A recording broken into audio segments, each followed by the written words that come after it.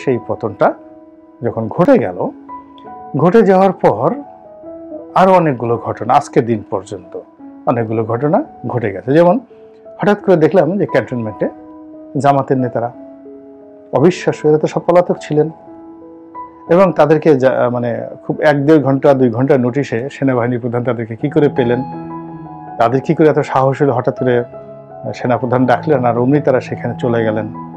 তাহলে বুঝেন যে এখানে মির্জা ফখরুল গেছেন, জাতীয় পার্টির জিএম কাদের গেছেন, অন্যান্য জোনায়েদ সাকি গেছেন, অনেকে গেছেন সেই ক্যান্টনমেন্টে। এই বিষয়গুলোকে আপনি যদি চিন্তা করেন, খুব দ্রুত এত মানে তাড়াতাড়ি ঘটনাগুলো ঘটেছে, যারা করেছে তারাও চিন্তা করার সুযোগ পায়নি, যারা গিয়েছেন তারাও চিন্তা করার সুযোগ পায়নি। তারপর কে হবেন তত্ত্বাবধায়ক বা অন্তর্বর্তীকালীন প্রধান, ছাত্রদের মুখ দিয়ে কে বা কারা ডক্টর মোহাম্মদ ইউনূসকে বলার হলো। তিনি তখন দেশের বাইরে, তিনি আসবেন কি আসবেন না এই সমস্ত ব্যাপারে চিন্তা করতে করতে 72 ঘন্টা চলে গেল। তিনি আসলেন, এসে সেই ভিনি ভিডি ভিসি জুলিয়াস সিজারের সেই বিখ্যাত ভাষণের মতো আসলাম, দেখলাম এবং জয় করলাম। সেভাবে এসে তিনি একেবারে এয়ারপোর্ট থেকে এসে সোজা মসনদে বসে গেলেন। তারপরে অনেকে দেখলাম যে আমাদের মন্ত্রী পদমর্যাদায় উপদেষ্টা হয়ে গেলেন, এবং এরা বেশিরভাগই ডক্টর মোহাম্মদ ইউনূসের ঘনিষ্ঠজন, এবং এরা সবাই এনজিও ব্যক্তিত্ব, মিডিয়া ব্যক্তিত্ব, টেলিভিশনে কথাবার্তা বলেন, এবং এত দ্রুত হয়ে গেল যে তারাও কল্পনা করেননি, আমরাও কল্পনা করিনি, কিসে কিভাবে যেন হয়ে গেল। এবং আজকে দিন পর্যন্ত, শুক্রবার দিন পর্যন্ত পুলিশ এখনো পর্যন্ত রাস্তায় নামেনি। পুরো রাস্তা সেই ছাত্ররা ট্রাফিকের দায়িত্ব পালন করছে, বিভিন্ন এলাকাতে চুরি ডাকাতি রাহাজানি হচ্ছে। ক্যান্টনমেন্টের মধ্যে কি হচ্ছে, পুলিশের হেডকোয়ার্টার কি হচ্ছে, ধোয়া কিসের শব্দ শুনছি, কিন্তু আশাপ্রদ কিংবা আশা রাখা যায় এমন কোনো ঘটনা আমরা শুনছি না। এই গেল বাস্তব অবস্থা। এখন যে গুজবগুলো, এই মুহূর্তে যে প্রশ্নগুলো খুব সামনে আসছে, যে ডক্টর মোহাম্মদ ইউনূসের নেতৃত্বে যে সরকার, এটা কি সেনা সমর্থিত সরকার? না, এটি স্বাধীন একটি তত্ত্বাবধায়ক সরকার, প্রেসিডেন্টের অধীন, আন্ডার দ্য প্রেসিডেন্ট। এবং এটি কোন সংবিধান অনুযায়ী হলো? কারণ সংবিধান অনুযায়ী যদি না হয়ে থাকে তাহলে তো প্রেসিডেন্টের সাথে এই সরকারের কোনো সম্পর্ক নেই। Who's president? যখন গণঅভ্যুত্থান হয়, আপনারা জানেন যে গণঅভ্যুত্থানের মানে সংবিধান যে তৈরি হয়, সংবিধান, নতুন একটি সংবিধান তৈরি হয়, তার মধ্যে সামরিক কু, মার্শাল ল কিংবা গণঅভ্যুত্থান এটার একটা মূল কারণ। এখন যেহেতু এটা গণঅভ্যুত্থানের মাধ্যমে একটা সরকার হয়েছে, এই সরকারের জন্য কোনো সংবিধান দরকার নেই। এই সরকারই হলো সংবিধান, এই সংবিধান তৈরি করবে। এখন সরকার যেখানে সংবিধান তৈরি করবে, সেখানে গণভবন, বঙ্গভবন, সংবিধান, বিচার বিভাগ, এই জিনিসগুলো, মার্শাল ল, এই বিষয়গুলো সাধারণত এই গণঅভ্যুত্থানের সরকারের ক্ষেত্রে প্রযোজ্য না। যেভাবে মুজিবনগর সরকার কাজ করেছে, যেভাবে মুজিবনগর মুক্তিযুদ্ধের পরে বঙ্গবন্ধু সরকার কাজ করেছে ৭৩ পার্লামেন্টের আগ পর্যন্ত, ঠিক ওইরকম একটা তত্ত্বাবধায়ক গণঅভ্যুত্থানের সরকার, এবং সেই সরকারের ডক্টর ইউনূসের কথাই এখানে আইন, সেটাই সংবিধান, এবং সেটাই যাকে বলা হয় ডিগ্রি। আইনের ভাষায় এটিকে ডিগ্রি বলা হয়। রাষ্ট্রপতি যেখানে হয় তখন রাষ্ট্রপতি হলে সেটা রাষ্ট্রপতি অধ্যাদেশ জারি করে, কিন্তু যখন কোনো সেনাবাহিনী প্রধান বা কোনো মিলিটারি কমান্ডার কোনো সামরিক অভ্যুত্থান করে, তা সেখানে বলা হয় সামরিক ডিগ্রি। আর এক্ষেত্রে প্রেসিডেন্সিয়াল ডিগ্রি বা যাকে বলা হয় প্রশাসনিক ডিগ্রি, মানে এখন ডক্টর ইউনূসের যে কোনো কথাই সংবিধানে সংযুক্ত হতে পারে, তার কথার ভিত্তিতে সংবিধান রচিত হতে পারে, এবং তার কথাই ফৌজদারি আইন, এবং তার কথাই কিন্তু এখন দেওয়ানি আইন।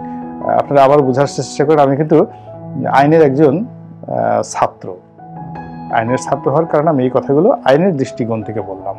ফলে ডক্টর ইউনূসের যে ক্ষমতা এই মুহূর্তে, সেটি অতীতের তত্ত্বাবধায়কের মতো নয়, বা অতীতের কোনো মতো নয়। তার এই ক্ষমতাটা এখন এই মুহূর্তে তুলনা করা যেতে পারে 1972 সনের 10ই জানুয়ারি ঢাকাতে এসে বঙ্গবন্ধু যে ক্ষমতাটা পেয়েছিলেন, 10ই জানুয়ারিতে ক্ষমতা পেয়েছিলেন, এবং সেই ক্ষমতাটি নিয়ে যেভাবে একেবারে 73-এর সংবিধান রচনা এবং যাকে বলে সেই সংবিধান গ্রহণ করা পর্যন্ত যে সময়টা তাই বঙ্গবন্ধু কাজ করেছেন, কথা বলেছেন, নিয়োগ দিয়েছেন, বদলি দিয়েছেন, সবকিছু তার মুখের কথাই হয়েছে। এবং ঠিক একই ক্ষমতা এখন কিন্তু ডক্টর মোহাম্মদ ইউনূসের রয়েছে। এই জিনিসটা আপনাদেরকে বুঝতে হবে অ্যাট ফার্স্ট, যে তার জন্য কোনো ফৌজদারি আইন নাই, তার জন্য কোনো সংবিধান নেই, তার জন্য দেশে কোনো প্রচলিত আইন নাই। তিনি এখন আইন, তিনি এখন সবকিছু। এখন এই যে তিনি যে কাজগুলো করছেন, এই এত বড় বিশাল যে কাজগুলো করছেন, এই কাজগুলো করার জন্য তার পেছনে তারা আছে, কয়েকজন ছাত্র আছে, 17 জন তার সহকর্মী আছে, সেনাবাহিনী আছে, এবং আস্তে আস্তে রাষ্ট্রের অন্যান্য বাহিনী হয়তো অন্তর্ভুক্ত হবেন। আর রাজনৈতিক দলগুলোর মধ্যে সবাই এখন তাকে তেল মারছে, সমস্ত দলগুলোই তার প্রশংসা করছে। এবং এই প্রশংসা করার মধ্যে সবার আগে 1 নম্বরে যে নামটি আসে সেটা হলো জামায়াত ইসলামী, আর 2 নম্বরে যে দলটি আসছে সেটা হলো বিএনপি। তারা এখন তাদের খুব তাকে তোয়াজ এবং তদবির করছে। আমি খুব ভয় পাচ্ছি যে খুব দ্রুত ডক্টর মোহাম্মদ ইউনূসকে দিয়ে বা এই সরকারকে দিয়ে সবচেয়ে বেশি ক্ষতিগ্রস্ত হবে জামাত সবার আগে, তারপর ক্ষতিগ্রস্ত হবে বিএনপি, এবং এই দুটো দলকেই খুব তাড়াতাড়ি কাটতে হবে।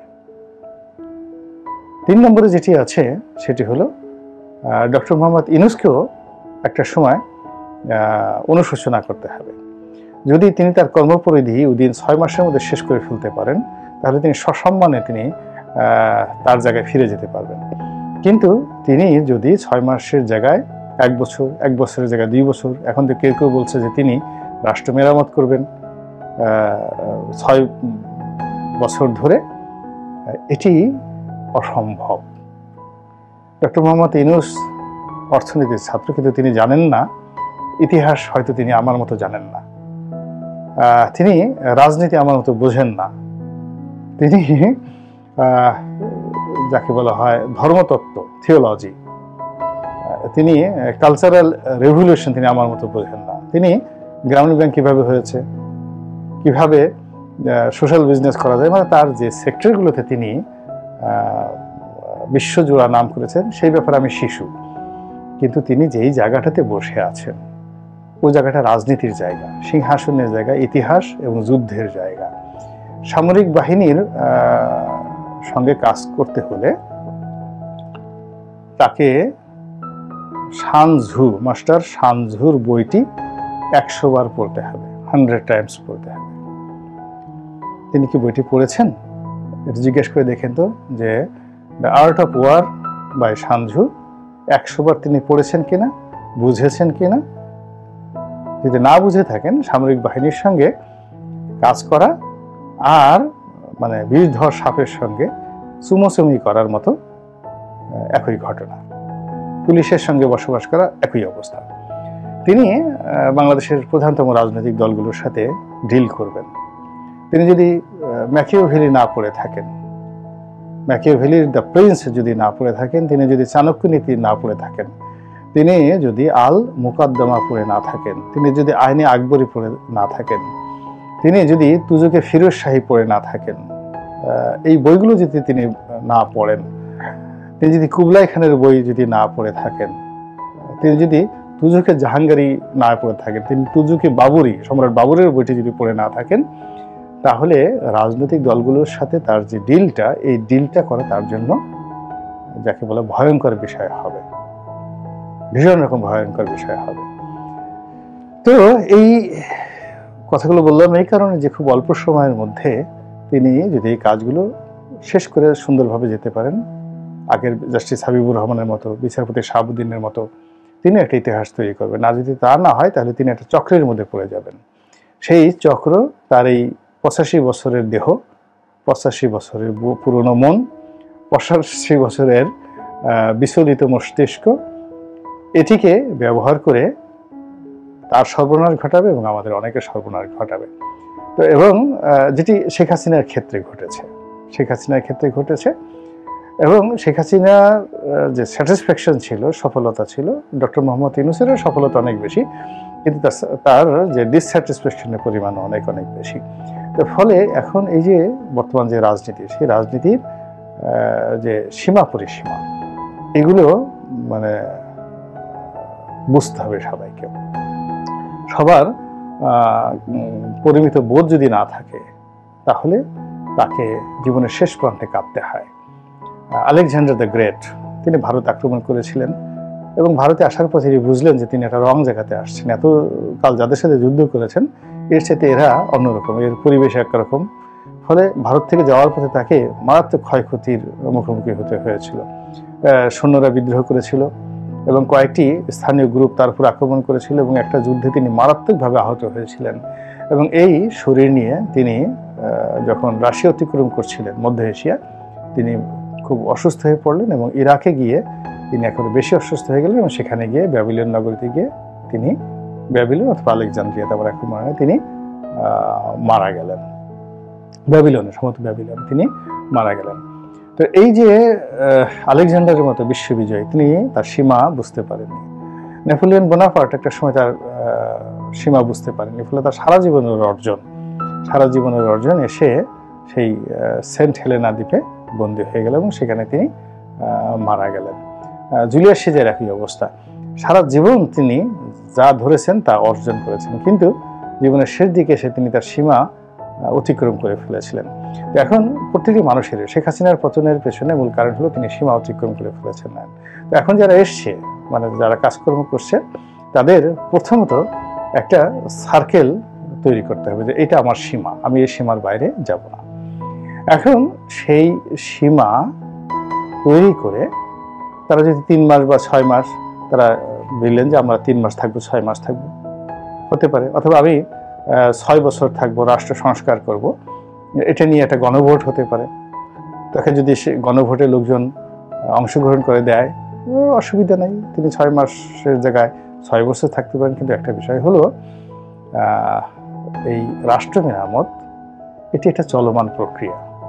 এখন আপনি যেটা মেরামত করছেন, মানুষের মন মস্তিষ্ক এমন জটিল, আজ আপনার কাছে যেটা খুব গুরুত্বপূর্ণ মনে হচ্ছে, ঠিক 6 মাস পরে আর সেটার কার্যকারিতা থাকে না। একটা গাড়ির মডেলের মতো, টেলিফোনের মতো। এই দেখেন, গত বছর আপনি স্যামসাংয়ের সবচেয়ে লেটেস্ট S24 কিনলেন আলট্রা, বা আইফোন 15 প্রো কিনলেন, কিন্তু আবার এই যে এখন শরীর উসখুস করতেছে, 1 বছর যাওয়ার আগে 6 মাসের পরে আপনি আবার নতুন মডেলের জন্য অস্থির হয়ে পড়ছেন। তো রাজনীতিতে এরকম প্রতি মুহূর্তে মডেল পরিবর্তন করতে হয়। কাজেই এমন কিছু নেই যেটা 6 বছর ধরে আপনি করবেন আর এটা 600 বছর ধরে চলতে থাকবে। নেভার এভার, এটা নেভার হ্যাপেন, কখনো ঘটেনি। এটা চলমান প্রক্রিয়া। ফলে একটি রাজনৈতিক প্রক্রিয়ার মাধ্যমে সময় সুযোগ মতোই অনেক কিছু সংযুক্ত হয়, অনেক কিছু বিযুক্ত হয়, এটাকে পার্মানেন্টলি কোনো কিছু করা যায় না। এবং এই কাজটি জনগণের নেতা না হয়ে, জনপ্রতিনিধি না হয়ে, জনগণ দ্বারা নির্বাচিত না হয়ে কেউ কখনো করতে পারেনি। পৃথিবীর সবচেয়ে জ্ঞানী ব্যক্তি হয়েও পারবে না, সফল ব্যক্তি হয়ে কেউ কখনো পারেনি। তো কাজেই যদি ডক্টর মোহাম্মদ ইউনূসকে এই কাজটি করতে হয়, তাকে আওয়ামী লীগ বিএনপির সঙ্গে প্রতিযোগিতা করে আপনি নির্বাচন দেন, 3 মাস পরে নির্বাচন দেন, আপনি রাজনৈতিক দল করেন, ছাত্র যারা বিপ্লব করেছে তাদেরকে এমপি পদে মনোনয়ন দেন, তারপরে বিএনপি মাঠে আসুক, আওয়ামী লীগ মাঠে আসুক, সবাই নির্বাচন করে দেখেন আপনি কয়টা সিট পান, তারপরে আপনি সংস্কার করেন এবং আপনি যা ইচ্ছা তাই করেন, পার্লামেন্টে আপনার সেই অধিকার থাকবে। কিন্তু এই যে একটা মানে ক্ষোভ, বিক্ষোভ, আওয়ামী লীগের বিরুদ্ধে যে বিক্ষোভ, সেই বিক্ষোভে সমস্ত জনগণ অংশগ্রহণ করলো, আর আপনি বা আপনারা হঠাৎ করে এখানে এসে উদিত হয়ে বসে বললেন যে আমরাই ত্রাণকর্তা, আমরাই সবকিছু করবো, ইটস আওয়ার ওনারশিপ, এটা আমাদের মালিকানাধীন, এই গণ অভ্যুত্থানের মালিক আমরা। কিন্তু না, 18 কোটি মানুষ অভ্যুত্থান করেছে। 3000-এর মতো মানুষ যদি মারা গিয়ে থাকে, 3 লাখের মতো মানুষের শরীর থেকে যদি রক্ত ঝরে থাকে, 50 লক্ষ মামলা মোকদ্দমায় জর্জরিত হয়ে 1 কোটি মানুষ যদি 15 বছর ধরে ঘর বাড়ি ছাড়া হয়ে থাকে, বউ বাচ্চা ছাড়া হয়ে থাকে, ব্যবসা বাণিজ্য শেষ হয়ে গিয়ে থাকে, সেই তুলনায় এই 17 জন মানুষ, what is your contribution to the nation? What you have done for the politics for the people. And what is your quality and qualification to be the Prime Minister or to be the Minister? And why people will give you vote and why you will be elected? এই ধরনের প্রশ্ন যদি নিজের কাছে করেন এবং নিজেকে প্রমাণ করার জন্য আপনার আসলে কতটা জনপ্রিয়তা আছে যে কোনো একটা নির্বাচনী এলাকাতে গিয়ে আওয়ামী লীগের একজন জনপ্রিয় প্রার্থী অথবা বিএনপির একজন জনপ্রিয় প্রার্থীর সাথে একটা মডেল নির্বাচন করে দেখেন, এই 17 জনের যে কোনো একজন ক্ষমতায় থেকে, যে আমরা বাংলাদেশের এই জায়গাটাতে একটা ফ্রি ফেয়ার ইলেকশন হবে, এই ইলেকশনে এই এখন 17 জন দাঁড়াবে এবং সেখানে আপনি আওয়ামী লীগের একজন জনপ্রিয় প্রার্থী আপনি ধরুন এই যে এখন শাহজাহান খাঁ বা আব্দুর রহমান বদি যাদের কিনা অনেক বদনাম, তো শাহজাহান খাঁর যে শরীয়তপুরে গিয়ে বা মাদারীপুরে গিয়ে আপনি একটা ইলেকশন করে আসেন, আব্দুর রহমান বদির টেকনাফে গিয়ে একটা ইলেকশন করে আসেন, এই সরকারের যে 17 জন আছেন যে কোনো একজন, তারপরে দেখেন যে জনগণের ম্যান্ডেট কাকে বলে। এটা এত সোজা জিনিস নয়। ফলে একটি জটিল কুটিল